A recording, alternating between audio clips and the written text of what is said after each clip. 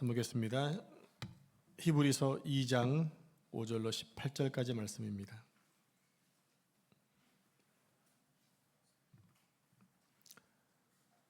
히브리서 2장 5절로 18절까지 말씀을 한 절씩 저와 교독하겠습니다. 하나님이 우리가 말하는 바 장차 올 세상을 천사들에게 복종하게 하심이 아니니라. 그러나 누구인가가 어디에서 증언하여 이르되 사람이 무엇이기에 주께서 그를 생각하시며 인자가 무엇이기에 주께서 그를 돌보시나이까. 그를 잠시 동안 천사보다 못하게 하시며 영광과 존귀로 관을 씌우시며 만물을 그 발 아래에 복종하게 하셨느니라 하였으니 만물로 그에게 복종하게 하셨은즉 복종하지 않은 것이 하나도 없어야 하겠으나 지금 우리가 만물이 아직 그에게 복종하고 있는 것을 보지 못하고 오직 우리가 천사들보다 잠시 동안 못하게 하심을 입은 자 곧 죽음의 고난 받으심으로 말미암아 영광과 존귀로 관을 쓰신 예수를 보니 이를 행하심은 하나님의 은혜로 말미암아 모든 사람을 위하여 죽음을 맛보려 하심이라.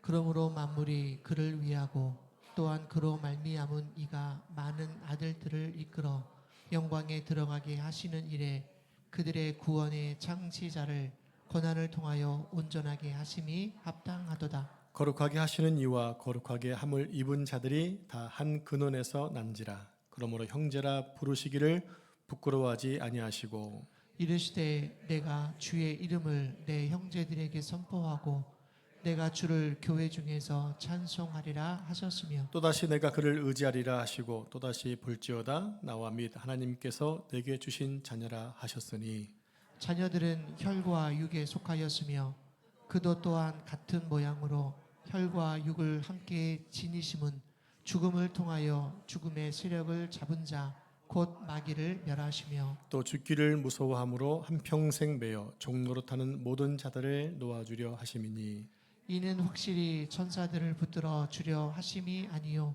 오직 아브라함의 자손을 붙들어 주려 하심이라. 그러므로 그가 범사의 형제들과 같이 되심이 마땅하도다. 이는 하나님의 일에 자비하고 신실한 대제사장이 되어 백성의 죄를 속량하려 하심이라. 그가 시험을 받아 고난을 당하셨은즉 시험 받는 자들을 능히 도우실 수 있느니라. 아멘. 이 말씀은 살아계신 하나님의 말씀입니다. 아멘. 하나님 은혜가 예배는 여러분 모두에게 임하기를 축복합니다. 오늘 히브리서 강의 6번째 시간으로 예수님의 구원을 위한 3단계 단계라는 제목으로 말씀을 묵상하겠습니다.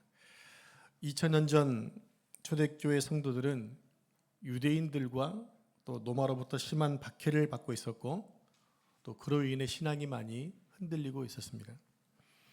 그들이 어려움과 핍박을 받고 있는 이유가 무엇 때문이었나요? 예수님을 믿는다는 이유 때문이었습니다. 그래서 그들 중에는 우리가 지금 이런 핍박을 받아가면서까지 예수를 믿을 필요가 있나? 이렇게 힘들게 믿음 생활하는 게 무슨 의미가 있나? 라는 의문이 있었을 수 있습니다. 그래서 오늘 본문은 그들의 구원자이신 예수님에 대한 기독론적인 변증을 아주 정확하게 설명해 주고 있습니다. 여러분 성경 읽었지만 내용이 많이 어렵죠. 읽긴 읽었는데 무슨 말인지 모르죠. 저도 여러 번 읽었습니다. 이해가 잘 안 됐기 때문에. 자, 우리 기독교 복음이 증거된 때부터 기독교는 많은 핍박과 시련 속에서 성장을 해왔습니다. 우리 한국교회 마찬가지입니다. 역사는 130년 조금 넘지만 한국 기독교 역사에도 얼마나 많은 시련과 박해와 흔들림이 있었는지 모릅니다. 용인 양지에 가면 순교자 기념관이 있습니다. 저게 순교자 기념관인데요. 또 한 장 더 넘겨주실래요? 3층에 있는 순교자들의 영정사진을 모셔놓은 장면인데 더 많이 있습니다. 그러고 보면 지금 한국 교회가 이렇게 축복 속에 있는 것은요, 많은 분들의 피와 땀과 생명을 바친 순교의 신앙이 있었기에 한국 교회가 이렇게 복을 받고 있다고 생각을 합니다. 그 복은 지금 누가 누리고 있나요? 우리가 누리고 있습니다. 오늘 우리는 예수님께서 이루신 구원의 3단계 과정을 살펴보면서 믿음의 주이신 예수님께 감사하면서 또 흔들림 없는 견고한 믿음에 세워지는 시간이 되었으면 좋겠습니다. 자, 첫 번째로 예수님은 우리의 구원을 위해 천사들보다 조금 못한 존재가 되었다는 겁니다. 무엇보다 못한 존재요? 무엇을 위해서? 우리의 구원을 위해서. 자, 여러분, 예수님은 왜 천사보다 못한 존재가 되셨던 것일까요? 지금 히브리서를 받아보는 수신자들은 정통 유대인들이었습니다. 그러니까 그것은 무슨 얘기냐면 구약 성경에 대해서 잘 알고 있었다는 얘기입니다.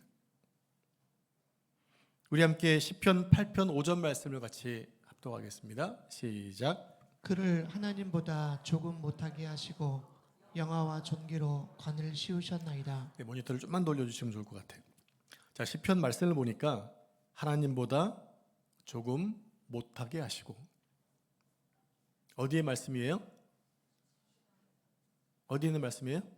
시편에 있는 말씀이에요. 시편에는 뭐라고 되어 있냐면 하나님보다 조금 못하게 하시고, 그런데 다른 사본들을 보면 천사보다 조금 못하게라고 번역되어 있고, 오늘 본문에서도 하나님이 아니라 천사보다 못한 존재라고 기록하고 있죠. 그런데 이것을 우리 한국 개정 성경에는 시편 말씀을 천사가 아니라 하나님보다 못한 존재라고 번역하고 있다는 얘기입니다. 그러면 다시 예수님은 왜 천사보다 못한 존재가 되셨는가 하는 것입니다. 왜 예수님이 천사를 창조하신 창조주 하나님이 천사보다 못한 존재가 되었던 것일까요? 그럼 이 질문을 반대로 한번 해보겠습니다. 반대로 예수님이 그리스도라면 어떻게 천사보다 못한 존재가 될 수 있을까 하는 거예요. 그게 가능합니까? 창조주가 피조물이 되는 게 가능합니까? 지금 이런 질문을 할 수 있다는 얘기죠. 자, 우리 함께 본문 9절 말씀을 같이 합독하겠습니다. 9절 시작. 오직 우리가 천사들보다 잠시 동안 못하게 하심을 입은 자 곧 죽음의 고난 받으심으로 말미암아 영광과 존귀로 관을 쓰신 예수를 보니 이를 행하심은 하나님의 은혜로 말미암아 모든 사람을 위하여 죽음을 맛보려 하심이라. 네, 여기에 보니까 천사들보다 잠시 동안 못하게 하심을 입은 자가 나오네요. 그분이 누구라고 했습니까? 예수 그리스도라고 말씀하고 있습니다. 네, 계속해서 10절 말씀을 합독하겠습니다. 10절 시작. 그러므로 만물이 그를 위하고 또한 그로 말미암은 이가 많은 아들들을 이끌어 영광에 들어가게 하시는 일에 그들의 구원의 창시자를 고난을 통하여 온전하게 하심이 합당하도다. 네, 여기서 히브리서 기자가 설명하고자 하는 초점은 하나입니다. 왜 메시아이신 그리스도가 잠시 동안이지만 하나님보다 못한 존재가 되셨는가 하는 겁니다. 왜 그럴까요? 자, 여기서 조금이라는 말은요, 어떤 기간을 말합니다. 그러니까 이 말은 잠시 동안만 천사보다 못한 존재가 되셨다는 거죠.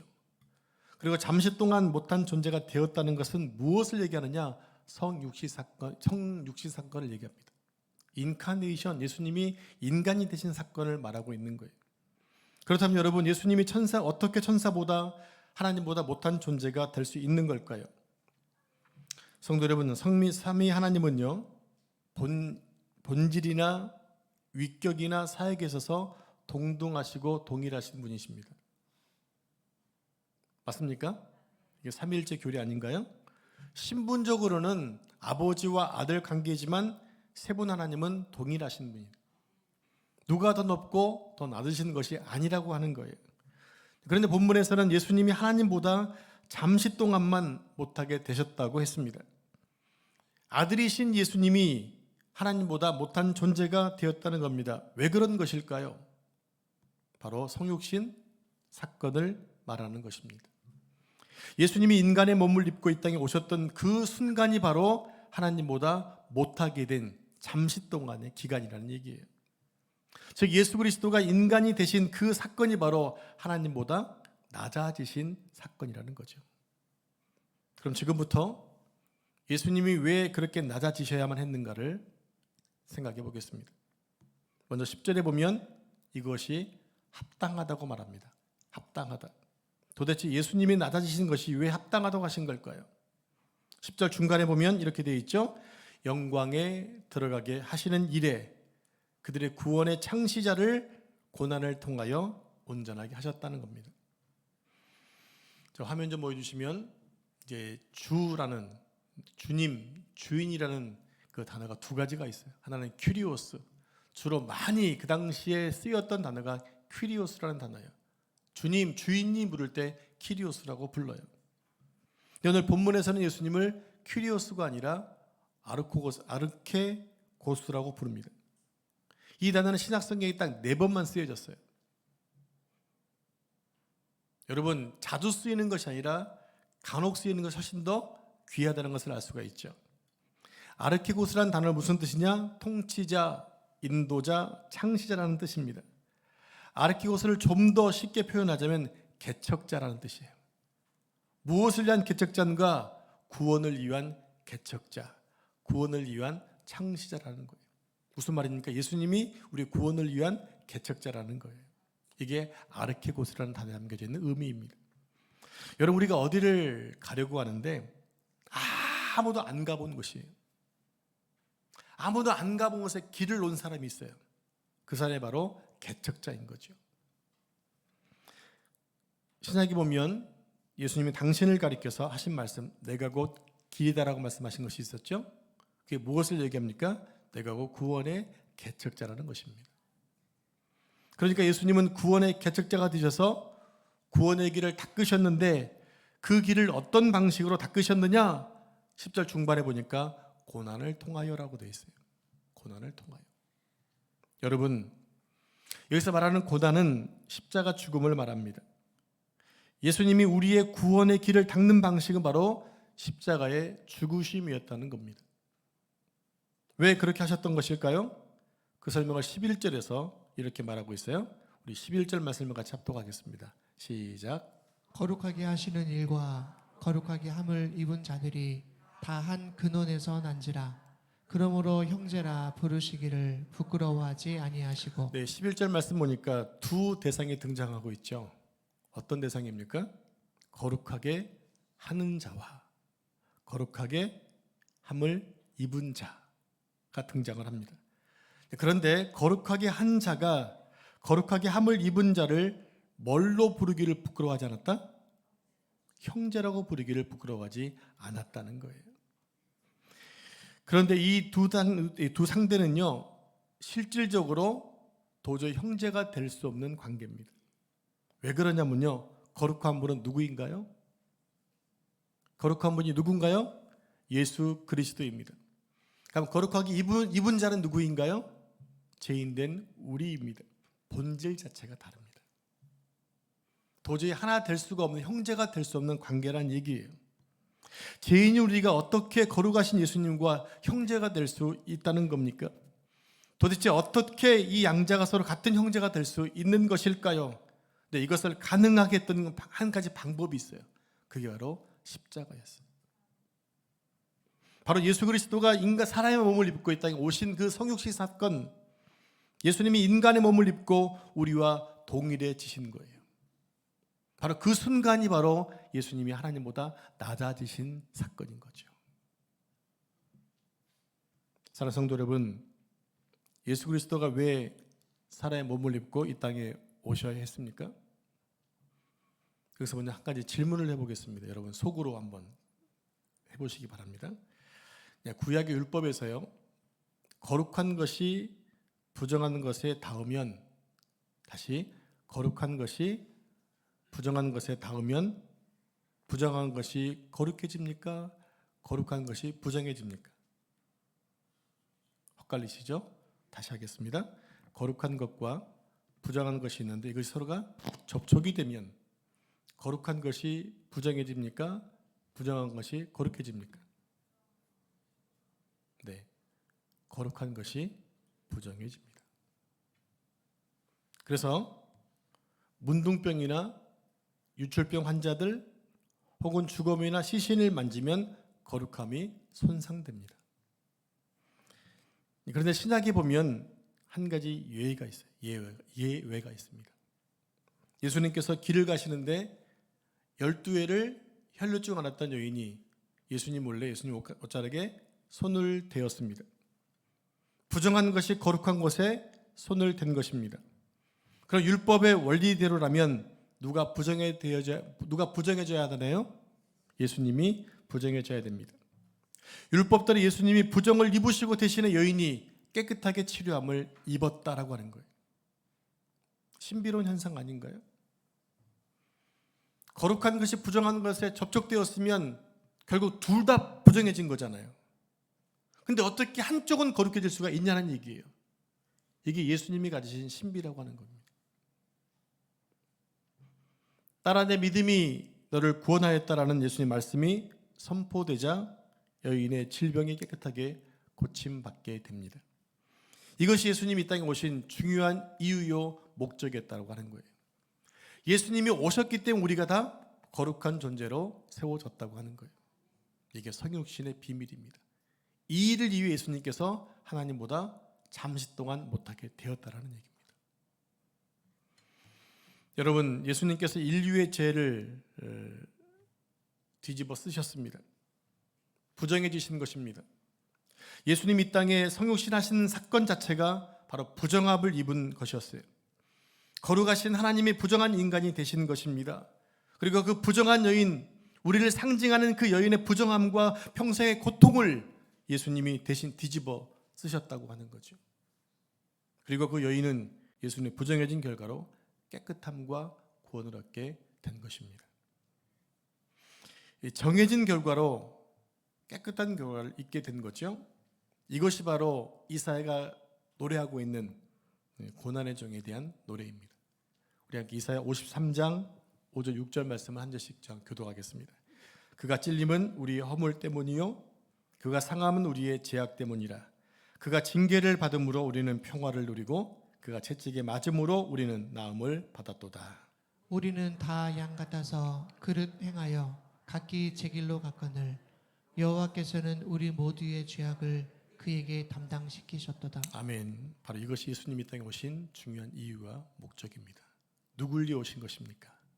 바로 나를 위해 오신 것입니다. 자, 그래서 한번 잘 보실래요?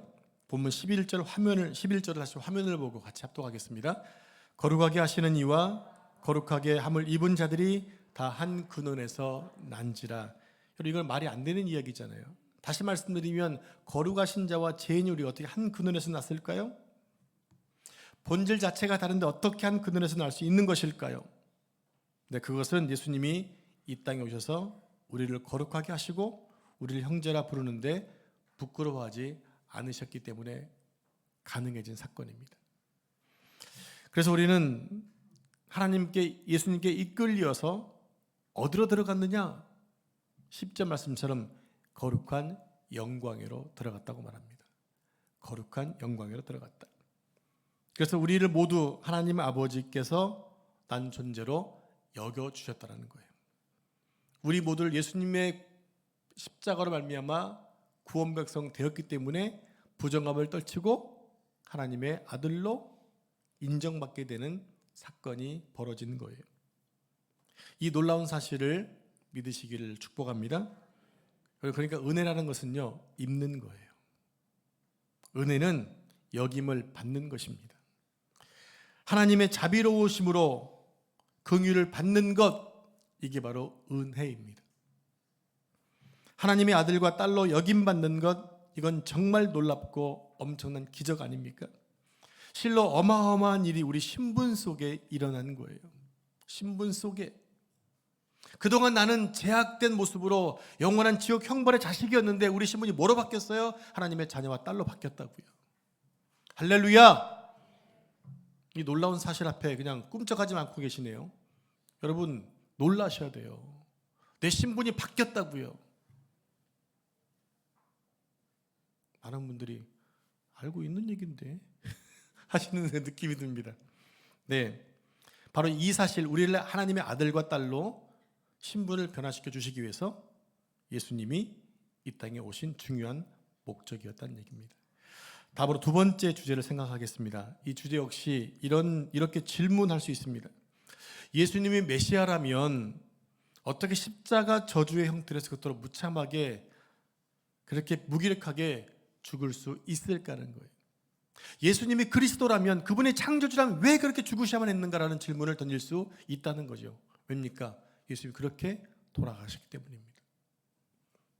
그러니까 예수님의 구원의 두 번째 단계는요, 사망의 권세를 잡은 마귀를 멸하심에 있다는 얘기입니다. 예수님이 십자가의 죽으심을 통해 우리를 향해 갖고 있던 사망의 권세가 끊겨지게 되고 우리가 자유로운 자들이 되어졌다고 하는 거죠. 여기서 멸한다는 말이 무슨 뜻인가 하게 되면요, 무기력하게 권리를 뺏어 버린다는 뜻입니다. 무기력하도록 권리를 빼앗아 버린다. 곧 묶어서 무기력하게 만들어 버린다는 의미가 바로 멸한다는 의미입니다. 왜냐하면 지금도 마귀는요, 사망 권세를 가지고 우리들을 위협하고 있기 때문입니다. 마귀는 사망의 권세와 죽음의 권세의 문제를 가지고 매일매일 우리를 겁박하고 있습니다. 그래서 온 인류는 이 죽음의 문제 앞에 항상 전전긍긍하고 벌벌 떨고 있는 겁니다. 그런데 인간은 그 누구도 이 죽음의 문제를 해결할 수가 없다라는 거죠. 왜냐하면 죄인이기 때문입니다. 우리는 아담 안에서 태어난 모든 인류는 아담이 범죄할 때 이미 함께 죽은 DNA를 가지고 있어요. 그래서 아담의 후손으로 모든 인류는 바로 아담이 지은 그 죄를 가지고 태어나는 것, 이게 원죄라고 하잖아요. 다른 말로 대표성의 원리라고 합니다. 그래서 아담의 혈통으로 태어난 모든 인류는 원죄를 가지고 있고요, 그 원죄를 해결할 능력이 인간에게는 하나도 있지 않아요. 인간의 모든 죄, 인간의 죄의 문제를 해결할 자격도 없습니다. 그러면 이 죄의 값은 무엇입니까? 죄의 값이 뭐지요? 결국 사망이에요. 그리고 그 사망을 증명하는 게 뭔가요? 죽었습니다. 의사가 얘기하잖아요. 몇 월 며칠 며칠에 누구 사망했습니다. 그럼 이는 죽었다는 얘기는 누가 하는 겁니까? 의사가 진단을 해요. 바로 시체입니다. 사망을 증명하는 것은 시체예요. 시체가 바로 죽음의 결과이고 죄의 결과라는 것입니다. 성도 여러분, 인간이 아무리 도덕적으로 윤리적으로 뛰어나도 이 죄의 본질, 죄의 속성을 이길 수 없습니다. 여러분 구원 받으셨잖아요. 여러분 구원 받으셨죠? 여러분 죄의 권세 이기셨습니까? 아멘 하신 분들은 부럽습니다. 우리는 죄의 권세를 이기지 못했어요. 여전히 죄를 짓고 있잖아요. 우리가 구원 백성 됐지만 여전히 죄의 권세를 벗어나지 못하고 있어요. 늘 우리는 죄를 짓고 있다는 얘기입니다. 아무리 인간이 선하고 착하고 인격이 고상하고 죄의 문제를 해결할 수 없다라는 거예요. 그게 인간의 한계라는 거예요. 인간의 선한 행위와 도덕과 윤리로 세상이 변화되지 않아요. 박애정신 중요하지만 여러분 세상은 바뀌어오지 않았어요. 여전히 더욱더 세상은 갈수록 잔인해져 가고 있습니다. 누구 다른 사람 볼 필요 없습니다. 지금 자신을 보면 다 알 수 있는 거 아니에요? 내가 구원 백성들도 여전히 내 속에는 죄악이 끊임없이 생겨나고 있잖아요. 우리가 얼마나 악한가요? 지금도 선한 척, 고상한 척하고 예배하고 있지만 우리 속에는 얼마나 많은 죄가 넘쳐나고 있는지 몰라요. 이기적이고 시기하고 질투하고 교만하고 잘난 척하고 남을 무시하고 외식하고 있지 않나요? 이게 우리의 근원이란 얘기입니다. 여전히 이것을 끊지 못하고 있어요. 옛말에 이런 말이 있죠. 짐승만도 못한 사람. 근데 이 말은 어떨 때 쓰는 얘기냐면 사람이 사람답게 살지 못할 때 이 말을 씁니다. 근데 이 말을 듣는 짐승들이 기분 나쁘지 않을까요? 왜냐하면 짐승들은 자기 배만 부르면 안 먹거든요. 근데 사람들은 어떻습니까? 자기 배가 불러 터져도요 계속 쌓지 않습니까? 짐승만도 못한 거예요. 여러분 사람의 본질이 이만큼 악하다는 얘기입니다. 예배를 열심히 드리고 성경을 많이 읽고 암송하고 기도를 많이 해도 잘 안 바뀝니다. 물론 나아지긴 했겠죠. 어떤 경우에는 열심히 신앙생활하는 사람이 더 모순되게 사는 경우도 많이 있어요. 차라리 초신자가 그러면 시험도 안 들어 이해할 수 있어요. 근데 신앙생활 오래 하고 기도 많이 한다고 하는 사람들이 본질이 바뀌지 않으니까 많은 사람들이 힘들어하는 경우들이 종종 있다는 얘기죠. 여러분, 이게 인간이라는 얘기입니다. 그러니까 우리는 사람을 보고 의지하거나 믿으면 안 된다는 거예요. 사람은 믿음의 대상이 아니라 사랑의 대상이에요. 만약에 내가 누구에게 믿음의 대상이었다면 큰일 나는 거예요. 내가 다행히 사랑의 대상이 된 게 다행인 거죠. 그래야 그 사람을 긍휼로 덮을 수 있거든요. 여러분, 인간은 믿음의 대상이 아닙니다. 사람은 어떤 대상? 그렇게 해주시기 바랍니다.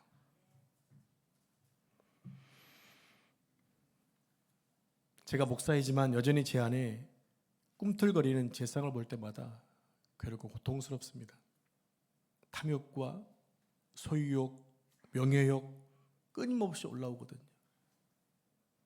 저의 인격과 말도 다 바뀌지 않아요. 좀 난 것 같은데 여전히 또 원위치 될 때가 있는 것을 볼 때마다 인간 한계를 느끼게 되거든요. 이처럼 아담의 후손으로 태어난 모든 인류는 이 죄의 문제를 해결할 수가 없다는 겁니다. 근데 너무나 감사하게도 하나님의 사랑이 막 끌어오르는 거예요. 어떻게 하면 좋을까? 저 무지몽매하는 인간을 어떻게 하면 좋을까? 어떻게 하면 저 어리석은 자들을 살릴 수 있을까? 그 하나님의 꺼내 드신 히든 카드가 바로 성육신 카드였던 거예요. 사랑하는 아들에게 사라의 몸을 입혀서 내려보내서 죽이셨고, 예수님은 아버지의 계획에 순종하여 죽으신 사건, 이게 우리를 살린 은혜라고 하는 거죠.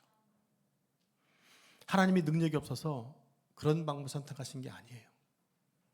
성육신은 우리를 향하신 하나님의 애끓는 사랑의 유일한 방법이었다는 겁니다. 그래서 예수님이 오셔서 기꺼이 십자가 제단에 당신 자신을 죽이신 것입니다. 여러분, 하나님의 공의는요, 범죄한 자는 죽게 되어 있습니다. 성경적 정의가, 그리고 죄의 정의가 뭐냐 하면 하나님과 관계가 깨어진 것이고, 바로 그게 죄고 그 결과가 죽음이거든요. 그리고 죽음의 결과가 바로 시체인 거예요. 여러분, 시신은 무엇의 결과입니까? 죽음의 결과입니다. 그럼 죽음은 무엇의 값인가요? 죄의 값입니다. 그래서 예수님의 보혈로 구속함을 얻은 우리는 더 이상 죽음의 문제와 관계가 없어지게 되었다는 거죠. 이게 십자가의 능력입니다. 복음서에 보면 예수님께서 나인성을 향해 제자들과 함께 들어가십니다. 반대편에서 나인성을 나오는 행렬이 있었어요. 어떤 행렬이었나요? 한 가부의 아들이 죽은 시신을 담은 관을 들고 슬퍼 울며 나가는 행렬과 마주치게 됩니다. 그때 예수님이 죽은 시신이 있는 그 관에다가 손을 대십니다. 스스로 부정을 입으시는 거예요. 부정한 손에 손을 대시면서 일어나라 말씀하시자 죽었던 가부의 아들이 살아나서 어머니께 돌아갑니다. 여러분, 이 사건이 무엇을 의미하는 것일까요? 바로 예수님의 죽음과 부활을 암시하신 사건이에요. 그래서 예수님이 십자가 제단에 우리의 죄값을 대신해서 당신의 목숨을 지불하시고 죽으신 이후에 다시 살아나시게 된 거죠. 여기서 값을 지불했다? 많이 들어본 얘기 아닙니까? 당시 헬라 상인들이 무엇을 주고받았을 때 영수증을 써주는 것, 그게 다 이루었다거든요. 테텔레스타이, 다 이루었다. 이 말씀은 예수님 십자가 사신 마지막 말씀이었습니다. 그래서 예수님의 그리스도의 보혈의 공로를 입은 자는 누구든지 다시는 제 정죄와 죽음의 문제에 대해서 정죄받지 않게 되었다는 겁니다.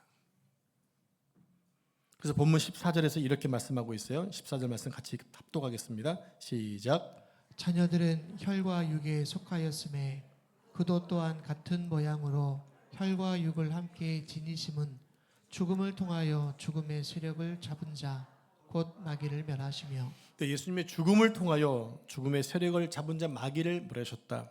즉 사탄의 세력을 무장 해제시켰다는 겁니다. 그래서 십자가 사건은 당신의 죽음을 통해서 사단 마귀의 사망 권세에서 우리를 구원하신 하나님의 애끓는 현장, 그것이 바로 십자가 사건이라는 것입니다. 그런데 여러분, 우리 한 가지 놓치지 말고 기억해야 할 것이 있습니다. 이 십자가 사건이 2000년 전에 예수님이 못 박혀 죽으사 우리를 구원하신 박제된 역사로 보아서는 안 된다는 거예요. 무슨 얘기입니까? 주님의 사랑과 희생의 십자가 보혈이 오늘 우리의 삶 가운데 매일매일 기억되어지고 매일매일 생각되어지고 매일매일 누리면서 살아야 한다는 거예요. 우리는 매일 그 십자가 사랑을, 은혜를 묵상하면서 살아야 됩니다. 그 십자가 사건이 우리의 구원을 이루셨기 때문입니다. 이제 마지막으로 우리의 구원을 이루신 예수님은 여전히 우리의 생명과 삶을 지키시고 보존하신다는 겁니다. 구원을 완성시키신 이후에 끝나버린 것이 아니라 여전히 보존하고 계세요. 본문 18절 말씀을 같이 합독하겠습니다. 시작. 그가 시험을 받아 고난을 당하셨은즉 시험 받는 자들을 능히 도우실 수 있느니라. 여기서 시험 받는 자들을 능히 도우신다는 말은 이런 의미입니다. 여러분, 복음서에 보면 예수님께서 이적을 향하신 다음에 바다 건너편으로 제자들 먼저 보내신 사건이 있었습니다. 한참 배를 저어서 바다 중앙에 갔는데 어두울 쯤이었어요. 갑자기 바람이 불고 폭풍이 몰아칩니다. 여기는 두 가지 의미가 있어요. 어떤 의미가 있습니까? 예수님이 가라고 명령하셨다는 것. 그 배 안에는 예수님의 제자들이 타고 있었다는 겁니다. 근데 배가 한복판에 갔을 때 갑작스럽게 바람이 불고 폭풍이 몰아쳐서 지금 죽을 지경에 놓였던 거죠. 여러분, 이상하지 않습니까? 왜 그렇습니까? 그 길은 예수님이 가라고 명하신 거예요. 제자들이 순종한 거예요. 그러나 주님의 제자들이 들어있어요. 그런데도 바람과 파도는 일어날 수 있다는 겁니다. 여러분, 이게 바로 성도들의 삶의 한 모습이에요. 여러분, 구원받고 났더니 모든 것이 만사 형통하시던가요? 아무런 문제가 없던가요? 경제적인 문제, 죽음의 문제, 병의 문제 다 해방받으셨습니까? 여전히 우리는 동일하게, 아니 어떻게 보면 더 안 믿는 사람은 더 힘들게 이 현장 속에 있는지 모르겠어요. 왜냐하면 그래도 신앙이라고 하는 이 어떤 양심이 있기 때문에 같이 살지를 못하고 사기치지 못하고 하다 보니까 힘들게 살 수 있다는 거죠. 그렇다면 이런 현상 속에서 예수님은 제자들에게 무엇을 교훈하고자 하셨던 것일까요? 바로 말씀에 대한 순종과 또 어려움 속에서 흔들리지 말고 주님과 동행하는 방법을 배우도록 교훈하셨다는 얘기입니다. 자, 우리 함께 요한복음 17장 15절 말씀을 같이 합독하겠습니다. 시작. 내가 비옵는 것은 그들을 세상에서 데려가시기를 위함이 아니요 다만 악에 빠지지 않게 보존하시기를 위함이니라. 자, 이 기도는 예수님이 하늘로 승천하시기 전에 하나님 아버지께 우리를 놓고 기도하신 대제사장적 중보의 기도 내용입니다. 이 말씀에 보존이라는 단어가 나오잖아요. 예수님이 우리 육신의 몸을 입고 이 땅에 오셔서 완전한 인간으로 사셨잖아요. 우리처럼 슬퍼하시고 또 속상하시고 허기도 지시고 피곤도 하셨습니다. 또 우리처럼 욕구도 있으셨지만 죄는 없었다 말씀하고 있잖아요. 그러나 예수님은 완전한 인간으로서 키와 지혜가 자랐기 때문에 우리 인간의 연약함을 다 알고 계시다는 얘기예요. 그게 너무나 중요해요. 하나님은 신이시기 때문에 우리랑 인간의 모습을 모르자라가 아니라 하나님이신 예수님이 인간의 모든 것을 다 경험하셨기 때문에 체험하셨기 때문에 너희 마음과 몸을 다 안다라는 거예요. 그게 중요한 거예요. 그게 공감 아닙니까? 공감? 예수님 우리의 비겁함도 아시고 못남도 아십니다. 예수님은 신이시기 때문에 아무것도 안 드셔도 되고 안 주무셔도 피곤한 것이 아니셨어요. 예수님은 이 땅에 사시는 철저하게 육신의 통제를 받으셨어요. 높은 언덕에 앉으셔서 야 이렇게 지시하신 것이 아니라 함께 다니시면서 함께 고통을 함께 나누시고 아픔을 함께 나누셨던 분이십니다.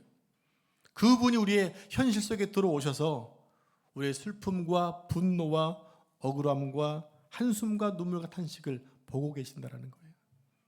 함께 하신다는 얘기 뭡니까? 그 상황 속에서 우리를 이길 방법들을 제시해 주신다는 거예요.